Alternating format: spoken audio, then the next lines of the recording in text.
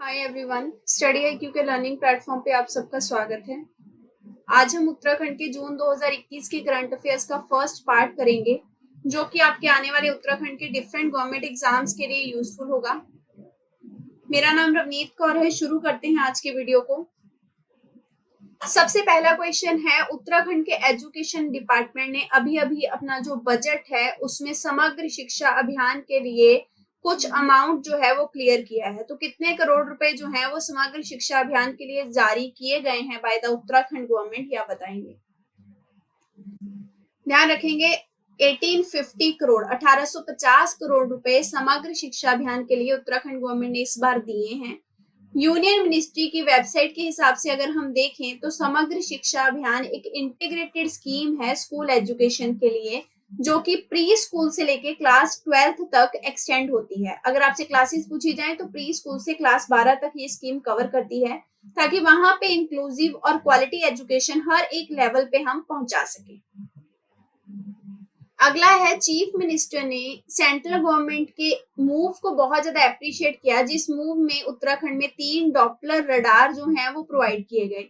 ये कौन कौन से डिस्ट्रिक्ट में प्रोवाइड किए गए ये आप कमेंट सेक्शन में बताएंगे, क्योंकि हमने अपने करंट अफेयर्स की पुरानी वीडियो में ये अच्छे से किया है। और साथ ही सीएम ने रिक्वेस्ट करी है कि कुछ स्मॉल डॉपलर रडार जो हैं वो भी स्टेट में क्या किए जाएं, प्रोवाइड किए जाएं। तो कितने स्मॉल डॉपलर रडार की रिक्वेस्ट पेश की गई है ये आपको बताना है। ध्यान रखेंगे 10 स्मॉल डॉपलर रडार के बारे में रिक्वेस्ट किया गया है, और इसके साथ साथ एम्स को कुमाऊं में स्टैब्लिश करने के लिए भी रिक्वेस्ट दी गई है। अगला क्वेश्चन है, उत्तराखंड गवर्नमेंट ने फिर से अपनी जो कंटेंशियस रोड है जिसका नाम है लाल ढंग चिल्लरखार रोड, ठीक है, इसके वर्क को क्या कर दिया है, रिज्यूम कर दिया है। ये बहुत ही तनावपूर्ण रोड है जो कि हमेशा कंट्रोवर्सी में रही है। ये कितने किलोमीटर की लंबी रोड है जो बनाई जाएगी ये आप बताएंगे। तो ध्यान रखेंगे 11.5 किलोमीटर इसकी लेंथ होगी, लंबाई होगी। ये प्रोजेक्ट हमेशा कंट्रोवर्सी में क्यों रहा, क्योंकि जून 2019 में सुप्रीम कोर्ट ने इसके काम के ऊपर ऑब्जेक्शन लगाए थे कि अगर आपको इस रोड का काम पूरा करना है तो आपको नेशनल टाइगर कंजर्वेशन अथॉरिटी से और एनवायरमेंट मिनिस्ट्री से क्या लेनी होगी, परमिशन लेनी होगी। क्यों लेनी होगी, पूरी कंट्रोवर्सी हम आगे क्वेश्चंस में देखते हैं। देखिए, लाल दंग चिल्लरखार रोड जो है वो हमेशा कंट्रोवर्सी में क्यों रही, क्योंकि इसका जो कुछ किलोमीटर स्ट्रेच है वो चमारिया बैंड से लेके सिगड्डी सौत तक जो स्ट्रेच है वो पूरा इकोलॉजिकल सेंसिटिव एरिया में आता है। तो अगर अब रोड बनेगी तो इस इकोलॉजिकल सेंसिटिव एरिया को क्या करना पड़ेगा, खत्म करना पड़ेगा। तो इसके लिए कंट्रोवर्सी चली और वो रोड का काम रुक गया था। तो कितने किलोमीटर का ये इकोलॉजिकल सेंसिटिव एरिया का स्ट्रेच है इस रोड को बनाते टाइम, ये आपको बताना है। 4.5 मतलब 4.5 किलोमीटर का स्ट्रेच है जो इकोलॉजिकल सेंसिटिव है इस रोड को कनेक्ट करने के लिए। अब ये जो कनेक्ट है चमरिया बैंड टू सिगड्डी सो, ठीक है, ये क्या है एक्चुअल में, ये इकलौता वाइल्ड लाइफ कॉरिडोर है। किस किस के बीच में, राजा जी टाइगर रिजर्व के बीच में और एक और टाइगर रिजर्व है उत्तराखंड का उसके बीच में। तो वो कौन सा टाइगर रिजर्व है ये आप बताएंगे। बहुत इंपॉर्टेंट क्वेश्चन है, आपसे किसी भी फॉर्मेट में पूछा जा सकता है, क्योंकि रोड बनाई जा रही है। ये आपका चमरिया बैंड से सिगड्डी सौट तक जो आपका वाइल्ड लाइफ कॉरिडोर है इसमें इकोलॉजिकल सेंसिटिव एरिया है। ये सारा इकोलॉजिकल सेंसिटिव क्यों है, क्योंकि ये वाइल्ड लाइफ कॉरिडोर है। किन 2 टाइगर रिजर्व के बीच में है, एक तो आपका राजा जी है, दूसरा आपका कॉर्बेट। इन दोनों के बीच में ये आपका वाइल्ड लाइफ कॉरिडोर जो है वो पड़ता है, ठीक है। ये वर्ल्ड का हाईएस्ट टाइगर डेंसिटी के रिजर्व का कॉरिडोर है। अगले क्वेश्चन में आपको नेशनल टाइगर कंजर्वेशन अथॉरिटी के बारे में इनकरेक्ट ऑप्शन बताना है, क्योंकि ये अथॉरिटी न्यूज में थी। इन्होंने मना कर दिया परमिशन देने से कि उस रोड को नहीं बनाया जाएगा क्योंकि सेंसिटिव एरिया है इकोलॉजिकली। तो अब ये न्यूज में थी बॉडी, तो हमें इसके बारे में सब पता होना चाहिए। आपको इनकरेक्ट बताना है। पहला ऑप्शन कहता है ये स्टैट्यूटरी बॉडी है, मतलब एक एक्ट के तहत ये बनाई गई under the ministry of environment. ये बिल्कुल सही पॉइंट है। सेकंड कहता है वाइल्ड लाइफ प्रोटेक्शन एक्ट 1972 जो है उसको 2006 में अमेंड करके ये बॉडी जो है वो बनाई गई थी। ये पॉइंट भी बिल्कुल सही है। थर्ड कहता है प्राइम मिनिस्टर इस बॉडी के चेयरपर्सन होते हैं। ये गलत है, ध्यान रखेंगे, मोस्ट इंपॉर्टेंट पॉइंट है। मिनिस्टर होते हैं जो एनवायरनमेंट वाले, एनवायरनमेंट मिनिस्टर आपके नेशनल टाइगर कंजर्वेशन अथॉरिटी के चेयरपर्सन होते हैं। तो आपका इनकरेक्ट हो गया ऑप्शन नंबर 3। अगले क्वेश्चन में आपको बताना है कि ऐसा कौन सा पहला स्टेट है इंडिया में जो कि कोविड-19 के ऑर्फन बच्चों को, अनाथ बच्चों को जिनके माँ बाप कोविड की वजह से मर गए, उनको क्या देगा, उनको नर्चर करेगा, मतलब उनका पालन पोषण करेगा, उनको प्रॉपरली सेफ रखेगा जब तक कि वो एडल्ट नहीं हो जाते। तो ये आपका उत्तराखंड है। ये कौन सी योजना है हमने बहुत अच्छे से कवर करी थी, वात्सल्य योजना जो है उसके तहत जो भी कोविड-19 में जिनके भी माँ बाप की डेथ हो चुकी है उनको स्टेट गवर्नमेंट जो है वो असिस्टेंट प्रोवाइड करेगी। नेक्स्ट है उत्तराखंड में कितने एलिफेंट्स पाए जाते हैं। ये न्यूज में थी, डायरेक्टली था न्यूज में ये आपका आर्टिकल, क्योंकि पानी जो था वो खत्म हो रहा था जंगल के एरिया में, तो इसलिए ये चीज बताई गई कि कितने एलिफेंट उत्तराखंड में हैं। और ये एस्टिमेशन है अभी का, रिसेंटली फॉरेस्ट डिपार्टमेंट का एस्टिमेशन है, इसके अकॉर्डिंग 2026 एलिफेंट उत्तराखंड में पाए जाते हैं। और इसमें से सबसे ज्यादा तादाद में आपको एलिफेंट शिवालिक एलिफेंट रिजर्व में देखने को मिलेंगे। ठीक है,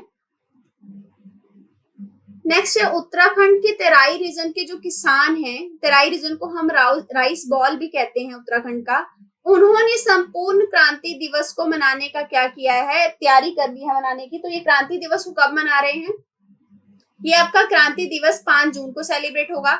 अब इम्पोर्टेंट डेट क्यों है, क्योंकि 5 जून को पिछले साल गवर्नमेंट ने एंटी फार्मर लॉ, जो कि फार्मर कह रहे हैं कि फार्मर के हित में नहीं है, उनको एज अ ऑर्डिनेंस पेश किया था। इसके अलावा 5 जून 1974, ये मोस्ट इंपॉर्टेंट इंफॉर्मेशन है, 5 जून इसलिए चुना गया क्योंकि 5 जून 1974 को जयप्रकाश नारायण जी ने संपूर्ण क्रांति दिवस घोषित किया था और उन्होंने उस टाइम पे सेंट्रल गवर्नमेंट के जो भी कानून थे उनके अगेंस्ट मास मूवमेंट चलाई थी।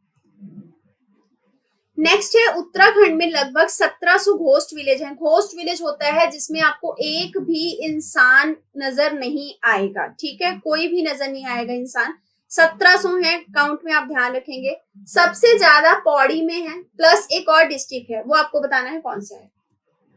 तो आपका जो दूसरा डिस्ट्रिक्ट है पौड़ी और अल्मोड़ा, इन दोनों में सबसे ज्यादा घोस्ट विलेज पाए जाते हैं उत्तराखंड के। ये न्यूज में क्यों थे, क्योंकि पैंडेमिक के टाइम पे रिवर्स माइग्रेशन देखने को मिला है। रिवर्स माइग्रेशन होता है कि आप पहले अपने किसी भी निवास स्थान से दूसरी जगह चले गए लेकिन आप वापस आ गए फिर उस जगह में। ठीक है, तो ऐसे ही ये जो घोस्ट विलेज हैं, यहाँ पे रिवर्स माइग्रेशन हुआ है कि पहले लोग गांव छोड़ के चले गए थे लेकिन अब धीरे धीरे वापस आ रहे हैं कोविड की वजह से। और 3 फैमिलीज दिल्ली से जो है वो वापस आई हैं ऐसे ही एक घोस्ट विलेज में, जिसका नाम है चौंडली विलेज, और ये पौड़ी में है। नेक्स्ट है पहला वोकेशनल डिग्री कॉलेज जो है उत्तराखंड का, वो किस डिस्ट्रिक्ट में बनाया जा रहा है, शुरू किया जा रहा है। तो ये आपका पौड़ी गढ़वाल डिस्ट्रिक्ट में पहला वोकेशनल सब्जेक्ट वो होते हैं जो थोड़े टेक्निकल होते हैं। ठीक है, वोकेशनल डिग्री कॉलेज जो है वो उत्तराखंड शुरू कर रहा है पौड़ी गढ़वाल में। अगला है दून वैली रीजन जो है उसको इको सेंसिटिव जोन कब डिक्लेयर किया गया था, कौन से साल में, ये आप बताएंगे। तो ये आपका 1989 में इको सेंसिटिव जोन के तौर पे क्या किया गया था, डिक्लेयर किया गया था, क्योंकि ये बहुत सेंसिटिव एरिया है।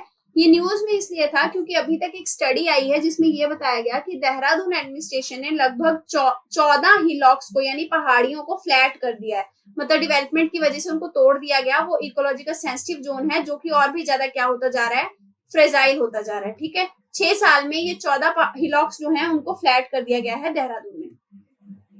अब आपको ये बताना है देहरादून और मसूरी कौन से नंबर के सिस्मिक जोन में आते हैं। सिस्मिक जोन वो जोन होता है जहां पे अर्थक्वेक प्रोन ज्यादा एरिया हो, मतलब वहां अर्थक्वेक का चांस ज्यादा रहेगा, कितनी इंटेंसिटी का अर्थक्वेक जो है वो मैक्सिमम वहां पे आ सकता है, उस हिसाब से जोन जो है वो क्लासिफाई किए जाते हैं। तो ध्यान रखेंगे आपका ये चौथे पे आता है जो कि मोस्ट प्रोन है अर्थक्वेक की। अगर यहाँ पे अर्थक्वेक थोड़ी सी ज्यादा इंटेंसिटी का भी आया तो बहुत ज्यादा डिजास्टर हो सकता है।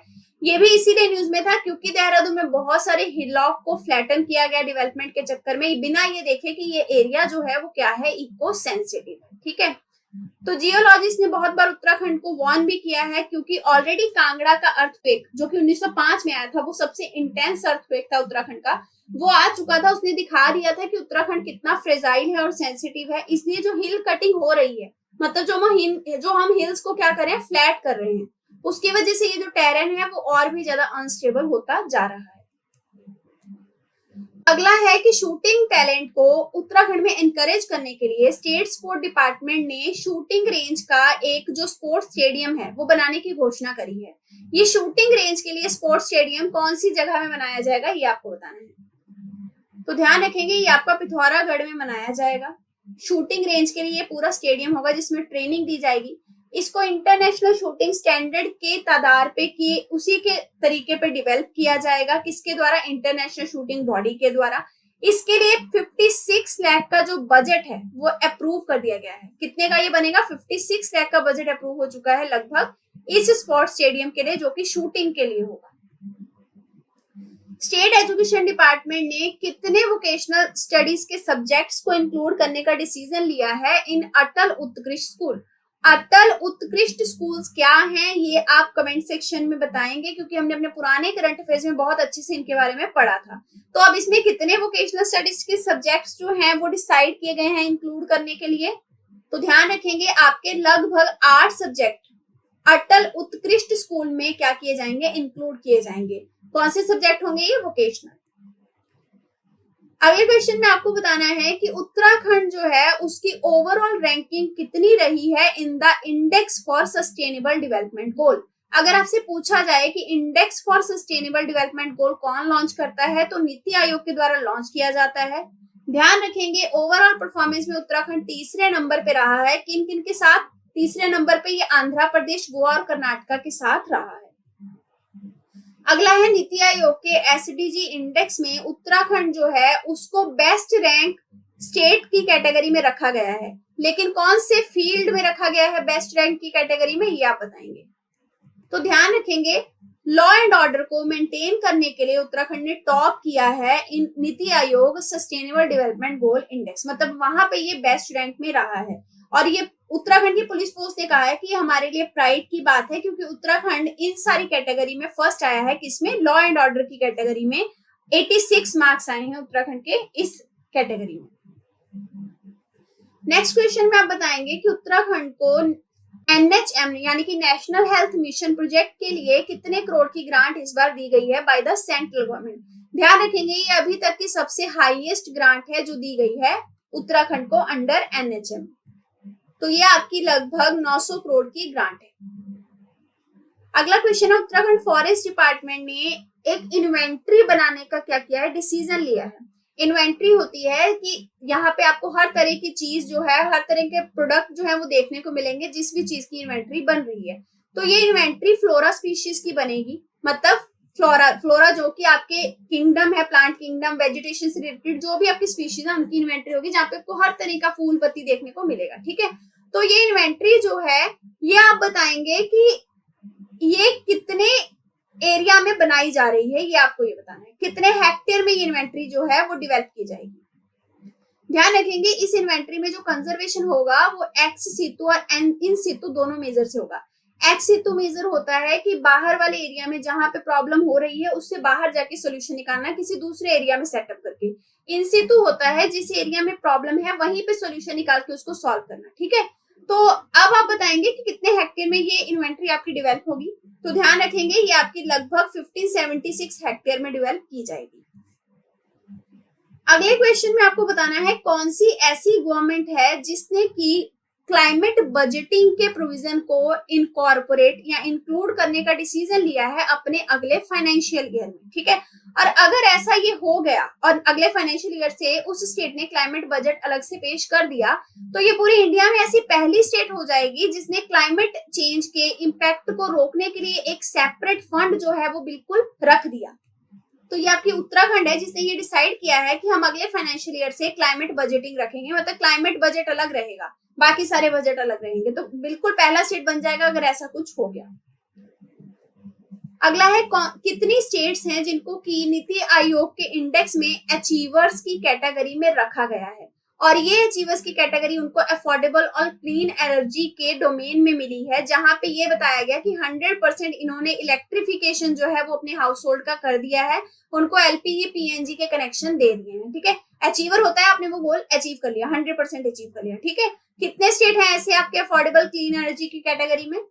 तो ये आपके 3 स्टेट हैं, एक आपका मिजोरम है, एक आपका हरियाणा है और तीसरा आपका उत्तराखंड है, इसलिए हमारे लिए इंपॉर्टेंट है।